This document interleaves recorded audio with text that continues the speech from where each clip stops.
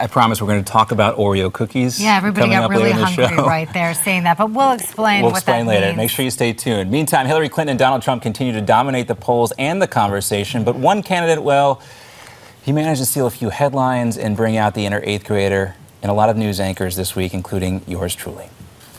First name is Dees, last name Nuts. Dees Nuts. Mr. Nuts. Dees Nuts. Dees Nuts. Dees Nuts. What? Dees Nuts. Yep, that's what we're talking about, Dees Nuts. He's polling in third in a very specific poll in North Carolina yesterday. We talked about that part of it. Now we're going to tell you how this all came to be. All right. Well, it turns out that Mr. Nuts is actually a 15-year-old Iowa high school student named Brady Olson. Now, he went through the legal process, smart kid, to get his alter ego registered as a presidential candidate. I mean, the kid deserves an A in his, but history class. This did not become a thing until public policy polling found out about the candidate, and when it mentioned his name on social media, many thought Mr. Nuts deserved a chance to be included in that North Carolina poll. So PPP did that. They have a history of adding a sense of humor to political campaigns. In 2011, they asked people who they liked better in a hypothetical matchup between Charlie Sheen and Sarah Palin. Who do you think won? Charlie Sheen. He actually topped the former Alaskan governor 41 to 36.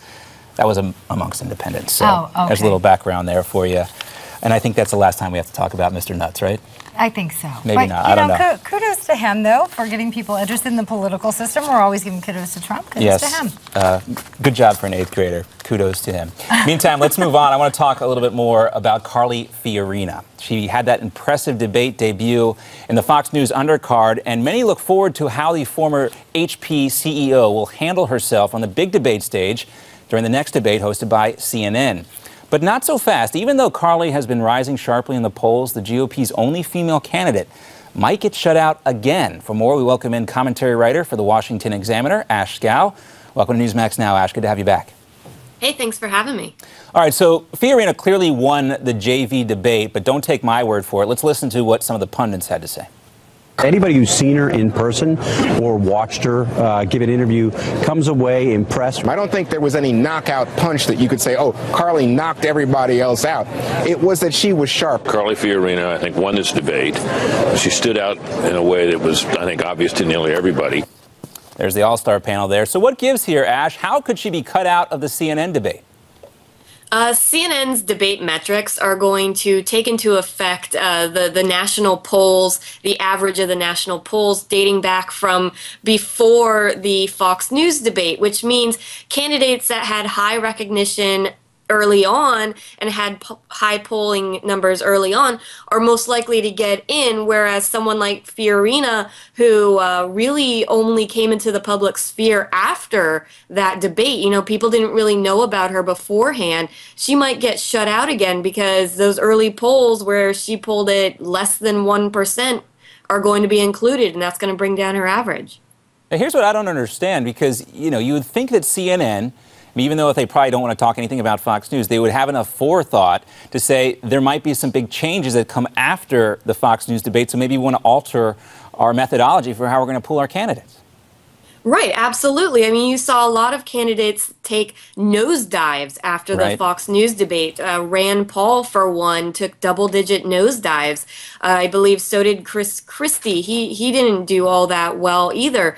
But, you know, Kasich actually raised up and Ben Carson raised up. So Carson was probably going to be included either way. But you see these candidates who were front runners are now falling out, and candidates who were not well known rising up. So to disclude them or to include the people that are not currently that popular kind of does a disservice to the entire field. Yeah, it does, and especially to the Republican Party, because she is clearly the best suited to take on Hillary Clinton on issues of gender equality and the like.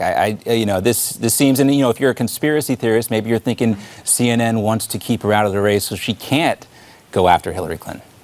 I mean, you could start having those conspiracy theories, because the the fact of the matter is that the more people hear from Carly Fiorina, the more they like her, and the complete opposite is true for Hillary.